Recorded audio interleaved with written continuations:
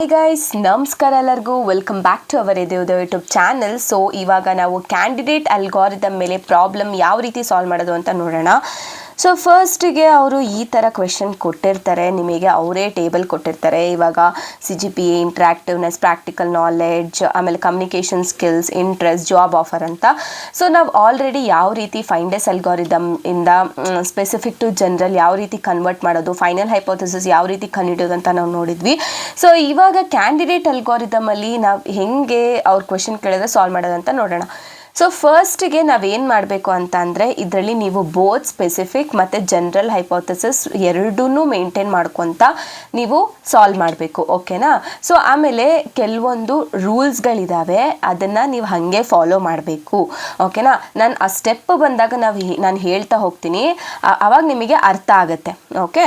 So ಇವಾಗ ನಾವು step 1ನಲ್ಲಿ ಏನು ಮಾಡ್ತೀವಿ ಅಂತ ಅಂದರೆ, ನಾನು ಹೇಳಿದೆ ನಿಮಗೆ, ಲೈಕ್ ನಾವು ಜನರಲ್ ಹೈಪೋಥೆಸಿಸ್ ಮತ್ತು ಸ್ಪೆಸಿಫಿಕ್ ಹೈಪೋಥೆಸಿಸ್ ಎರಡಕ್ಕೂ ಮೇಂಟೈನ್ ಮಾಡಬೇಕಂತ. ಸೊ ಇವಾಗ ಫಸ್ಟ್ ರೋ ಬಂದ್ಬಿಟ್ಟು ನಮಗೆ ಪಾಸಿಟಿವಾ ನೆಗೆಟಿವಾ, ಫಸ್ಟ್ ರೋ ಫಸ್ಟ್ ಇನ್ಸ್ಟೆನ್ಸ್ ಬಂದ್ಬಿಟ್ಟು ಪಾಸಿಟಿವ್ ಅಲ್ವಾ. ಸೊ ಇವಾಗ S1 ಬಂದ್ಬಿಟ್ಟು ಸ್ಪೆಸಿಫಿಕ್ ಹೈಪೋಥೆಸಿಸ್ಗೆ. ಸೊ ಈ ಸ್ಪೆಸಿಫಿಕ್ ಹೈಪೋಥೆಸಿಸ್ ಫಸ್ಟ್ಗೆ ಏನಿರುತ್ತೋ, ನಾವು ಸ್ಟಾರ್ಟಿಂಗ್ ಇನ್ಸ್ಟೆನ್ಸ್ ಏನಿದೆಯಲ್ವಾ ರೋ ಅಲ್ಲಿ, ಸೇಮ್ ಆ್ಯಸ್ ಇಟ್ ಇಸ್ ಹಾಗೆ ಬರ್ಕೊಬೇಕು. ಏನು, greater than or equal to 9, yes, ಮತ್ತು ಎಕ್ಸಿಲೆಂಟ್, ಮತ್ತು ಗುಡ್, ಮತ್ತು ಫಾಸ್ಟ್, ದೆನ್ ಎಸ್. ಅದು ಹೆಂಗಿದೆ, ಇದು ಜಾಬ್ ಆಫರ್ ಬರ್ಕೊಳ್ಳೋಂಗಿಲ್ಲ. ಸೊ ಇದು ಹೆಂಗಿದೆ ಹಾಗೆ ಅದೇ ಥರ ಬರ್ಕೋಬೇಕು. That is for specific hypothesis. So general hypothesis ಏನು ಗೊತ್ತಾ, general hypothesis until you encounter negative instance, ನಿಮ್ಮ ಜನರಲ್ ಹೈಪೋಥೆಸಿಸ್ ಕ್ವೆಶ್ಚನ್ ಮಾರ್ಕೇ ಇರುತ್ತೆ, ಓಕೆನಾ. ಎಷ್ಟು ಕ್ವೆಶನ್ ಮಾರ್ಕ್ ಹಾಕಬೇಕು? 1 2 3 4 5 6 ಆಟ್ರಿಬ್ಯೂಟ್, 6 ಕ್ವೆಶನ್ ಮಾರ್ಕ್, ಓಕೆನಾ. ನಿಮಗೆ ನೆಕ್ಸ್ಟ್ ಅಪ್ಕಮಿಂಗಲ್ಲಿ ಬರೋ ಅಂಥ ರೋಸಲ್ಲಿ ಯಾವುದಾದ್ರೂ ಫಸ್ಟ್ ನೆಗೆಟಿವ್ ಬಂದರೆ ಆವಾಗ ನೀವು ಜನರಲ್ ಹೈಪೋಥೆಸಿಸ್ನ ಚೇಂಜ್ ಮಾಡಬೇಕು, ಮತ್ತು ಸ್ಪೆಸಿಫಿಕ್ ಹೈಪೋಥೆಸಿಸ್ ಚೇಂಜ್ ಮಾಡೋ ಹಾಗಿಲ್ಲ, ಓಕೆನಾ. ಇದು ನೆನ್ಪಿಟ್ಕೊಳ್ಳಿ. ಸೊ ಇವಾಗ ಸ್ಟೆಪ್ 1ನಲ್ಲಿ ಏನು ಮಾಡಿದ್ರಿ, ಫಸ್ಟ್ ಸ್ಪೆಸಿಫಿಕ್ ಹೈಪೋಥೆಸಿಸ್ಗೆ ಏನಿತ್ತೋ ಅದೇ ಇನ್ಸ್ಟೆನ್ಸ್ ಬರೆದ್ರಿ, ಜನರಲ್ ಹೈಪೋಥೆಸಿಸ್ನ ಕ್ವೆಶನ್ ಮಾರ್ಕ್ಸ್ ಆಗಿ ಇನಿಷಿಯಲೈಸ್ ಮಾಡ್ಕೊಂಡ್ರಿ. ಅರ್ಥ ಆಯ್ತಲ್ವಾ. So next step 2. So general ಹೈಪೋಥೆಸಿಸಲ್ಲಿ ನೀವು ಇನಿಷಿಯಲೈಸೇಷನ್ ಈ ಥರನೇ ಕ್ವೆಶನ್ ಮಾರ್ಕಲ್ಲೇ ಮಾಡ್ಕೊತೀರಾ. ಸ್ಪೆಸಿಫಿಕ್ ಹೈಪೋಥೆಸಿಸಲ್ಲಿ ನೀವು 5 ಅಂತ ಮಾಡ್ಕೊತೀರಾ, ಓಕೆನಾ. ಅದು ಸ್ಪೆಸಿಫಿಕ್ ಟು ಜನರಲ್ ಮಾಡಬೇಕಾದ್ರೆ. ಇವಾಗ ಜನರಲ್ ಹೈಪೋಥೆಸಿಸಲ್ಲಿ ಕ್ವೆಶನ್ ಮಾರ್ಕ್ನ ಇನಿಷಿಯಲೈಸ್ ಮಾಡ್ಕೊಂಡಿದ್ದೀರಾ, ಅದನ್ನ ನೆನ್ಪಿಟ್ಕೊಳ್ಳಿ. ನೆಕ್ಸ್ಟ್ ಸ್ಟೆಪ್ 2, I2 ಬಂದ್ಬಿಟ್ಟು ಪಾಸಿಟಿವಾ ನೆಗೆಟಿವಾ? It is positive. ಸೊ ಏನೇನಿದೆ ಅದರಲ್ಲಿ ಪಾಸಿಟಿವಲ್ಲಿ? So greater than or equal to 9, ಆಮೇಲೆ ಎಸ್, ಆಮೇಲೆ ಗುಡ್ ಇದೆ, ಆಮೇಲೆ ಫಾಸ್ಟ್, ಆಮೇಲೆ ಎಸ್. ಸೊ ಇದು ಸೆಕೆಂಡ್ ರೋ, ಓಕೆನಾ. ಸೊ ಇವಾಗ ನೀವು ಏನು ಮಾಡಬೇಕು, ಕಂಪೇರ್ ಮಾಡಬೇಕು, ಓಕೆನಾ. ಸ್ಪೆಸಿಫಿಕ್ ಹೈಪೋಥೆಸಿಸಲ್ಲಿ ಏನಿತ್ತು, ಸ್ಪೆಸಿಫಿಕ್ ಟು ಜನರಲ್ ಸೇಮ್ ಇದ್ದರೆ ಹಾಗೆ ಆ್ಯಸ್ ಇಟ್ ಈಸ್ ಬರಿಬೇಕು. ಡಿಫ್ರೆಂಟ್ ಇದ್ದರೆ ನಾವೇನು ಮಾಡಬೇಕು, ಕ್ವೆಶನ್ ಮಾರ್ಕ್ ಆಗಿ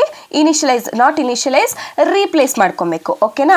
ಇವಾಗ greater than or equal to 9 same ಇದೆಯಾ? ಸೊ ನಾನು ಹಾಗೆ ಬರ್ಕೊಳ್ತೀನಿ. ನೆಕ್ಸ್ಟ್ ಎಸ್ ಸೇಮ್ ಇದೆಯಾ? ಹಾಗೆ ಬರ್ಕೊಳ್ತೀನಿ. ಎಕ್ಸಲೆಂಟು, ಗುಡ್ಡು ಎರಡು ಡಿಫ್ರೆಂಟು. ಸೊ ನಾನು ಈ ಕ್ವೆಶನ್ ಮಾರ್ಕ್ ಆಗಿ ಇನಿಷಿಯಲೈಸ್ ಮಾಡ್ಕೊತೀನಿ, ರೀಪ್ಲೇಸ್ ಮಾಡ್ಕೊತೀನಿ. ನೆಕ್ಸ್ಟ್ ಗುಡ್ ಸೇಮ್ ಇದೆ, ಸೊ ಗುಡ್ ಅಂತ ಬರ್ಕೊಳ್ತೀನಿ. ಫಾಸ್ಟ್ ಸೇಮ್ ಇದೆ, ಫಾಸ್ಟ್ ಅಂತ ಬರ್ಕೊಳ್ತೀನಿ. ಎಸ್ ಸೇಮ್ ಇದೆ, ಎಸ್ ಅಂತ ಬರ್ಕೊಳ್ತೀನಿ, ಓಕೆ.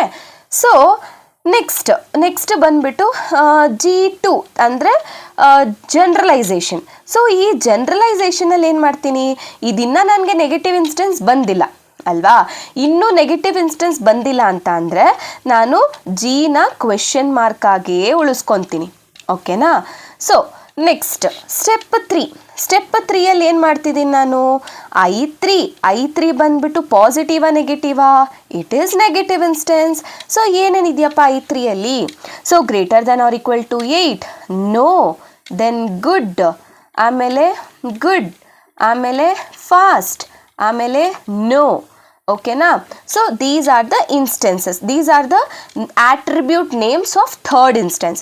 ಸೊ ನೆಗೆಟಿವ್, ನಾನು ಅವಾಗಿಂದ ಹೇಳ್ತಾ ಇದ್ದೆ, ನೆಗೆಟಿವ್ ಬಂದಾಗ G ಚೇಂಜ್ ಆಗುತ್ತೆ, ಎಸ್ ಆ್ಯಸ್ ಇಟ್ ಈಸ್ ಇರುತ್ತೆ, ಓಕೆನಾ. ಸೊ ಎಸ್ ಏನಿದೆಯಾ ಅದನ್ನೇ ಬರ್ಕೋಬೇಕು, ಓಕೆನಾ, ಆಸ್ ಇಟ್ ಈಸ್ ಮೇಲ್ಗಡೆ ಏನಿತ್ತು greater than or equal to 9 yes, question mark, good, fast ಮತ್ತು S.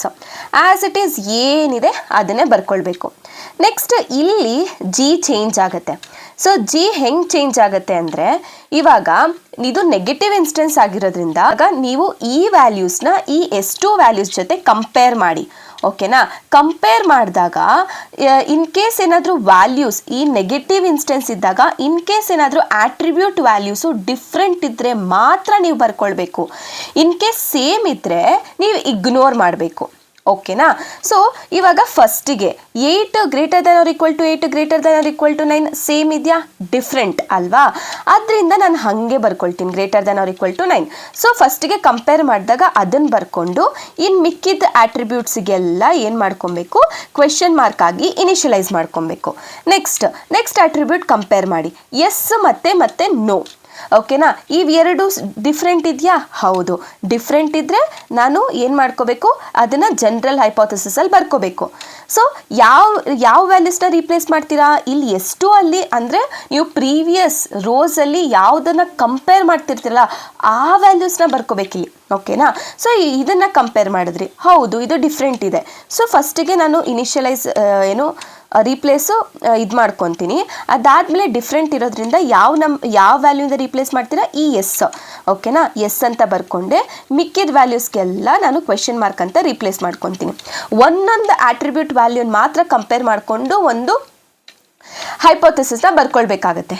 Next, so question mark good, so ಅದು ಡಿಫ್ರೆಂಟ್ ಆಗಿದೆ ಬಿಡಿ, ಈ ಥರ ಇದೆ ಕ್ವೆಶನ್ ಮಾರ್ಕು, ಅದನ್ನು ನೀವು ಇಗ್ನೋರ್ ಮಾಡಬೇಕು. ಗುಡ್ ಸೇಮ್ ಇದೆ, ಇಗ್ನೋರ್ ಮಾಡಬೇಕು. ಫಾಸ್ಟ್ ಸೇಮ್ ಇದೆ, ಇಗ್ನೋರ್ ಮಾಡಬೇಕು. ಎಸ್ ನೋ ಡಿಫ್ರೆಂಟ್ ಇದೆ, ಸೊ ನಾನು ಬರ್ಕೊಳ್ಬೇಕು. ಸೊ ಬೇರೆ ವ್ಯಾಲ್ಯೂಸ್ಗೆಲ್ಲ ನಾನು ಕ್ವೆಶನ್ ಮಾರ್ಕ್ ಅಂತ ರೀಪ್ಲೇಸ್ ಮಾಡ್ಕೊಳ್ತೀನಿ. ಲಾಸ್ಟ್ ವ್ಯಾಲ್ಯೂಸಿಗೆ ಎಸ್ ಹಾಕೋಬೇಕಾ ನೋ ಹಾಕೋಬೇಕಾ ನೀವೇ ಹೇಳಿ, ಎಸ್ ಹಾಕ್ಕೋಬೇಕು, ಯಾಕಂದರೆ ನಾವು ಪ್ರೀವಿಯಸ್ ಇನ್ಸ್ಟೆನ್ಸ್ ಜೊತೆ ಕಂಪೇರ್ ಮಾಡ್ತಿದ್ದೀವಿ. ಓಕೆನಾ, ಸೊ ಇವಾಗ ಇದು G3 ಆಯಿತು.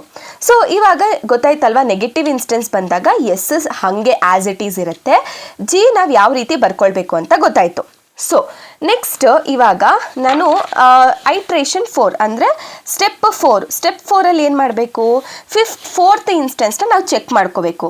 ಫೋರ್ತ್ ಇನ್ಸ್ಟೆನ್ಸ್ ಪಾಸಿಟಿವಾ ನೆಗೆಟಿವಾ, ಪಾಸಿಟಿವ್.